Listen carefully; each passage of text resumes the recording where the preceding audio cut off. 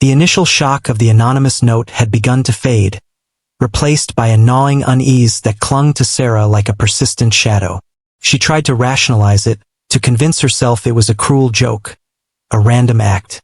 But the feeling of being observed, a prickling sensation on the back of her neck, refused to dissipate. Life, once a predictable rhythm of books and quiet evenings, now felt subtly off-kilter. Every unfamiliar car parked down the street, every lingering gaze from a stranger, amplified her anxiety. Mark, bless his pragmatic heart, had tried to reassure her, attributing her heightened senses to an overactive imagination fueled by a few unsettling words. But even his logical explanations couldn't entirely quell the disquiet that had taken root. The city, usually a comforting hum of activity, now seemed to possess a watchful quality. Faces in the crowd appeared to linger a moment too long, their expressions unreadable. The mundane routines of her day were now punctuated by fleeting moments of paranoia. A rustle in the quiet aisle, a shadow in her peripheral vision. Each small anomaly sent a jolt of apprehension through her. Was it real, or was her mind playing tricks on her? The line between genuine threat and imagined fear was beginning to blur. The walk home, usually a moment of peaceful transition, now felt like navigating a gauntlet.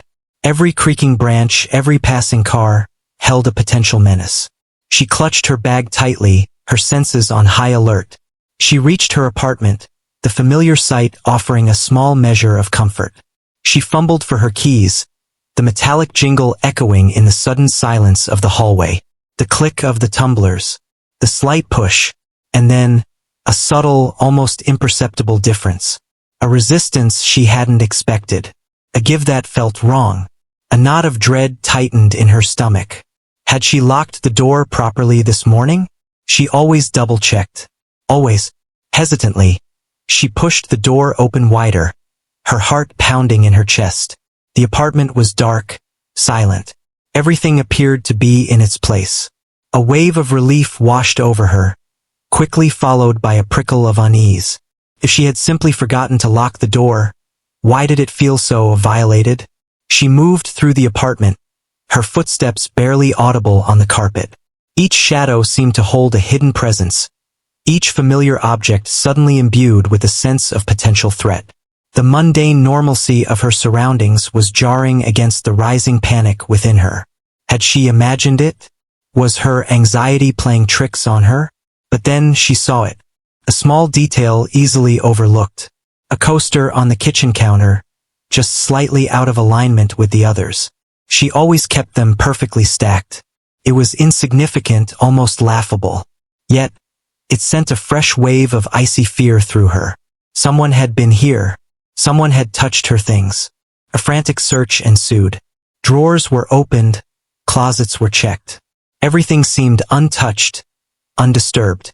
But the misplaced coaster remained, a silent testament to an unwelcome intrusion. In her bedroom, near the closet, she noticed something else. A faint indentation on the carpet, as if a heavy object had been briefly placed there. An object that didn't belong. The pieces began to fall into place, painting a picture far more disturbing than a simple oversight. Someone had entered her apartment while she was gone. They hadn't taken anything, hadn't left any obvious signs. But they had been there. The anonymous note suddenly took on a chilling new dimension. It wasn't just a threat. It was a statement of fact. They were watching. They were close enough to enter her sanctuary, to leave these subtle, unsettling markers of their presence. Her eyes fell upon the note again, the cryptic words now imbued with a palpable sense of menace. And then she saw it. Something she had glanced over before, dismissing it as a random flourish. At the very bottom of the page, beneath the warning, was a small, intricate symbol. A shape she hadn't recognized, hadn't understood. Until now, a fleeting image flashed through her mind. A glimpse of the same symbol etched onto an old book in her mother's belongings. A book she had only briefly looked at years ago. A sudden, chilling connection. The symbol wasn't random. It was a clue. A breadcrumb left by whoever was watching her. The casual dismissal, the attempts at rationalization. They all evaporated in the face of this undeniable intrusion and the unsettling familiarity of the symbol. She needed to talk to Mark.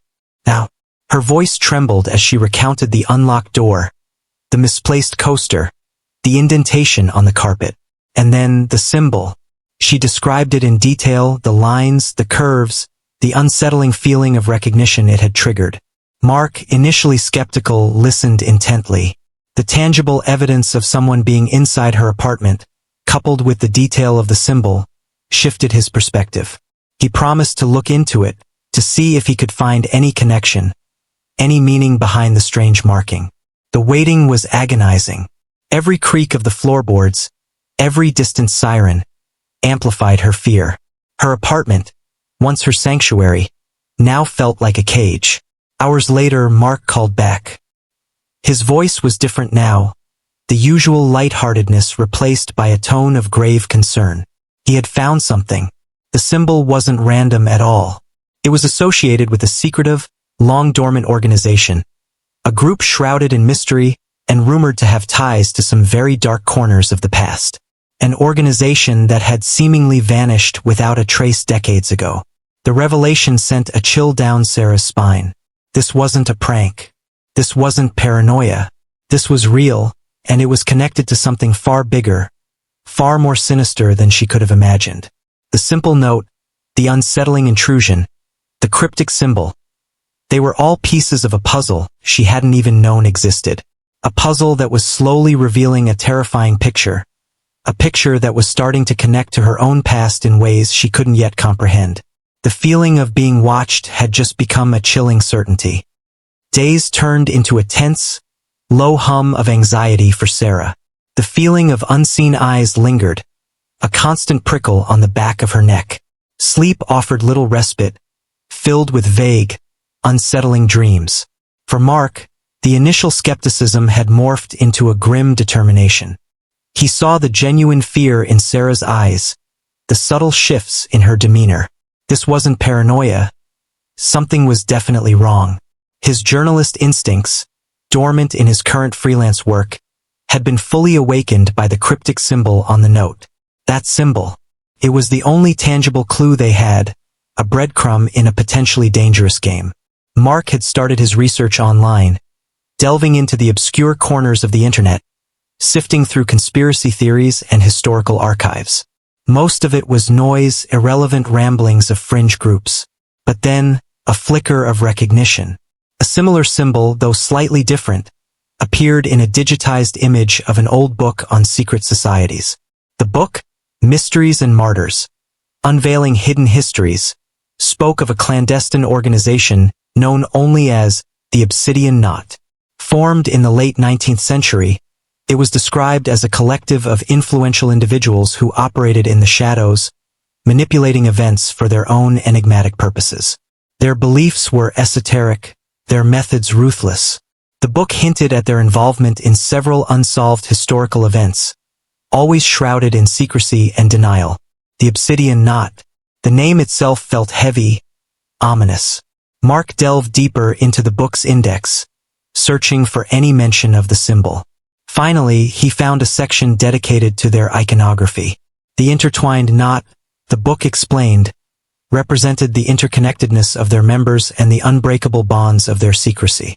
Variations in the knot's design denoted different branches or levels within the organization. The crude drawing on Sarah's note was a simplified, almost rushed version, but the core elements were undeniably present. The book also mentioned the organization's tendency to silence anyone who threatened their secrecy. Their methods were described as precise and absolute, leaving no trace. A cold dread began to creep into Mark's heart. This wasn't just some random threat. Sarah had stumbled into something far more significant, something potentially deadly. While Mark was immersed in dusty tomes and cryptic online forums, the weight of the anonymous threat pressed down on Sarah. Every unfamiliar sound made her jump. The mundane routine of her librarian life had been shattered, replaced by a constant state of hypervigilance. She found herself scrutinizing faces in the street, questioning the intentions of strangers. The simple act of walking to work had become an exercise in anxiety. The incident with the slightly ajar door played on her mind. Had someone been inside? Had they been watching her as she slept? The police's dismissal of it as inconsequential offered no comfort. She knew deep down that it was connected to the note. The symbol, now etched in her memory, felt like a brand, marking her as someone of interest to a dangerous entity. Mark called Sarah, his voice low and urgent. He told her about the obsidian knot, about their history of secrecy and their ruthless methods. He explained the significance of the symbol. The news hit Sarah like a physical blow. A secret organization? It sounded like something out of a conspiracy thriller, not her ordinary life. But the fear she had been feeling, the unsettling incidents, suddenly made a terrifying kind of sense. The realization that she was potentially targeted by a shadowy organization was both terrifying and strangely galvanizing. The initial fear began to mix with a flicker of anger, a refusal to be intimidated. She had to know why. Why her? What did she have that could possibly interest such a powerful and secretive group? Mark and Sarah met in a quiet corner of a local coffee shop, the anonymity of the crowd offering a small measure of comfort. Mark laid out his findings, the historical connections, the rumors of their continued influence. They discussed the possibility that the note wasn't just a threat, but perhaps a warning from someone within the organization, or someone who knew about them. Mark pointed out a subtle irregularity in the way the knot was drawn on Sarah's note. A slight asymmetry that wasn't present in the book's illustrations. Could this be a deliberate variation, a clue left by the sender? It was a long shot, but it was the only lead they had beyond the terrifying implications of the obsidian knot's existence. The weight of the unknown was immense, but a sense of purpose began to form within Sarah. She wouldn't be a passive victim. She would delve into this mystery, uncover the truth behind the anonymous note, and find out why her ordinary life had been so violently disrupted. The journey ahead was fraught with danger, but they were in it together, two ordinary individuals stepping into the shadows of a powerful and secretive organization. The mystery of the note had just begun to unravel, and the implications were more terrifying than either of them could yet imagine.